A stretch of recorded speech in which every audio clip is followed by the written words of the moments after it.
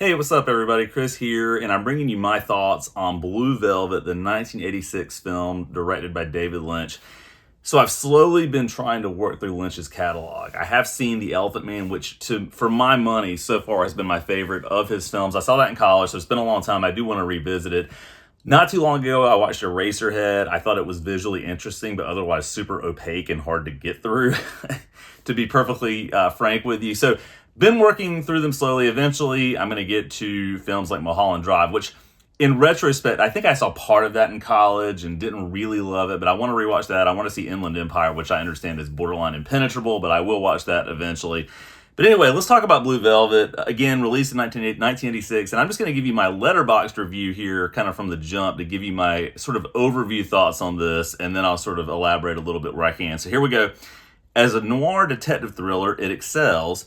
As a commentary on the propagation of psychosexual violence, it's opaque and frequently marred by strangeness for the sake of strangeness. And I think really that's my criticism of Lynch in terms of just all the movies I've seen so far, which is not to dismiss him outright. If I thought he was just a terrible director, I wouldn't even be making an effort to watch these movies. But I think visually they're frequently interesting. But there is a lot of weirdness that happens that, as far as I can tell in my sort of examination of his movies, doesn't really have a whole lot of purpose. Now, some people may say, oh, it's surrealism, you don't really get it, you're not thinking about it enough. And my response to that would be, as someone who's reviewing a movie, you kind of have to go with your gut instinct. And I feel like if a director is making me work a little too hard to sort of parse out and decipher what's happening, then that's really problematic. But that's not to say that I didn't like Blue Velvet, right? I ended up giving it 3 out of 5 stars on Letterboxd. Again, partly because I think on the merits of sort of a noir detective crime thriller, it's really entertaining in that sense, right? I think it does a lot of things super well. I think the use of shadows, the use of lighting, the acting is frequently great. And I think one of the more interesting things about this actually is kind of a twofold thing here. The first is Laura Dern, right? Seeing her at 18 or 19 years old in this movie, and what I imagine is one of her first big features, is really kind of interesting to see where she started out and where she's sort of gone, as her career has obviously transformed over the decades.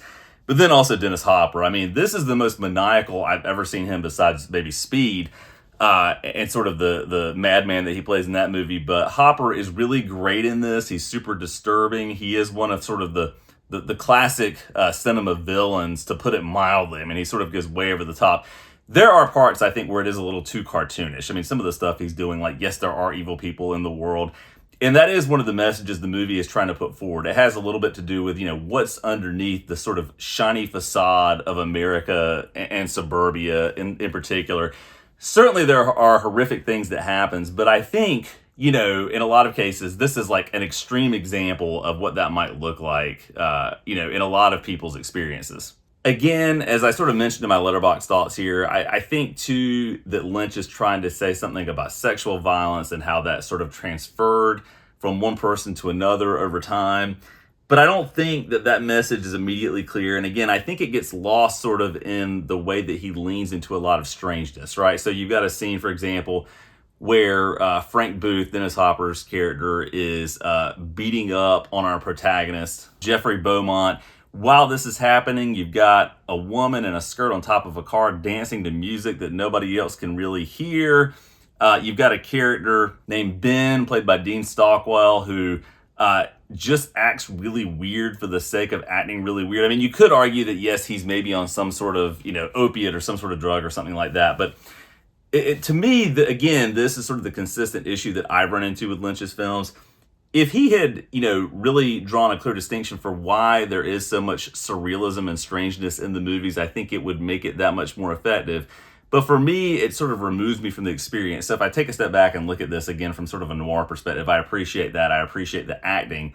Everything else, to me, kind of weighs this down. It makes it a little bit more difficult to get through. It makes it a little bit more of a chore, quite honestly, to fully appreciate what's happening on screen. Again, though, I think there's enough interesting stuff here that it sort of does draw your attention to the screen. It makes you want to think a little more deeply about what's going on. But again, I don't necessarily think that means that there is something more deep happening, which is where the problems come in. I am going to be curious when I get to something like Inland Empire, which I think is 3 hours, and I've heard is just really tough to actually make heads or tails of, if I can sort of parse anything out of that. But as someone who enjoys film, I sort of welcome that challenge. I'm interested to see what's going on there.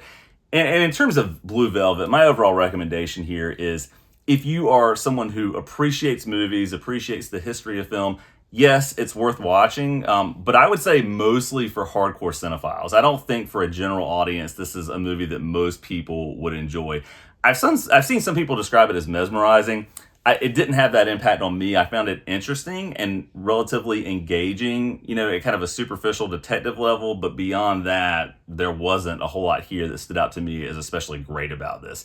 I do think it's better than Eraserhead, for whatever that's worth. But again, not for me on the same level as something like The Elephant Man. So anyway, those are my thoughts on Blue Velvet. If you've seen the movie, let me know what you think in the comments down below. And as always, thanks so much for watching.